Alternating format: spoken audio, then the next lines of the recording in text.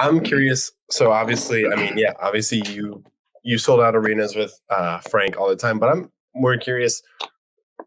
Were there ever nights where you and him, just the two of you, got to escape, go like find some like corner pub or something, and that was like a memorable moment? Or I'm more curious about nights away with Frank, away from the audience and away from the lights and all of that.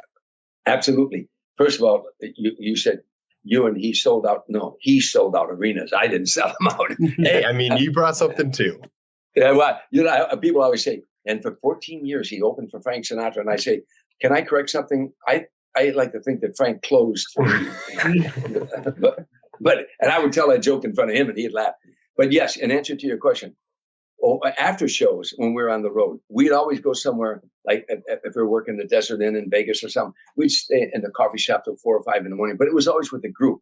But when I stayed at his compound down in Rancho Mirage, I'd stay down there like 5-6 times a year. He had a huge compound that was all enclosed, and then he had a big main house. He had swimming pools, tennis courts, but he had bungalows all around the outer perimeter that were called New York, Tender Trap, Strangers in the Night, My Way, named after his songs. And I'd stay in one of the bungalows. He'd sometimes get me at 3 o'clock in the morning. He never went to bed till the sun came up. So he'd say, Tommy, let's take a ride. And we go right around the desert. Whether we were on the road or off the road, he never went to bed till the sun came up.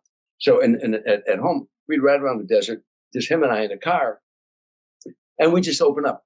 And those are really wonderful moments for me, because in those moments, he wasn't the great Frank Sinatra, and I wasn't the comedian Tom Dreesen. He was a kid from Hoboken, New Jersey, I'm sorry. And I was a kid from Harvey, Illinois. And we just started talking about our childhood. And we got, when I first started touring with Frank Sinatra, he was like the boss of the tour, obviously the boss, and he knew everybody's job, and you better know yours, because that show was the most important thing, the show. But then as time went by, he became like a buddy. I'd hang out with him. And toward the end of his life, it was more like a father to me. So these are wonderful moments, being alone with him like that. And I always tell the story. One night, he told me a very personal story. And we're driving around and we're getting ready to pull back into the compound.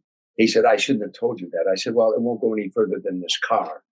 He said, I know, but I shouldn't have told you that. I said, well, like I said, it's not going out of this car. And besides, it isn't like we're strangers, we're friends, And I don't know what made me do it. As I was pulling the compound, I looked at him, I said, strangers in the night, exchanging glances. He said, oh my God, if you're going to sing that song, get in key. He said, for God's sake, get in key. Now he goes, strangers in the night. I say, exchanging glances. He said, wandering in the night.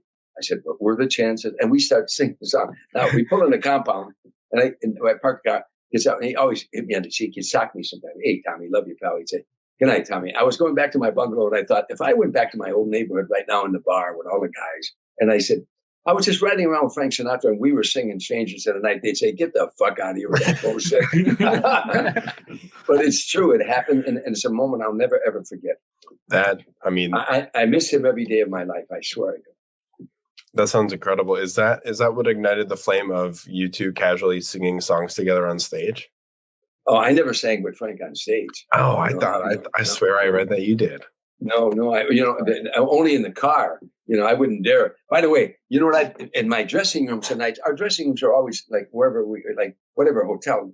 I was under contract to 7 different hotels with them. The Golden Nugget, the Desert Inn, the MGM Grand, the Riviera, the Sands, But sometimes our dressing rooms were right next to each other, and I'd be in my dressing room getting ready, and I might just be singing, you will be my music, you will be my song. And he would open up my dressing room door, and he wouldn't say one word. He'd just look in the dressing room like this. In other words, you're singing next to, and I'd look at him, I go, oh, you got it. Okay.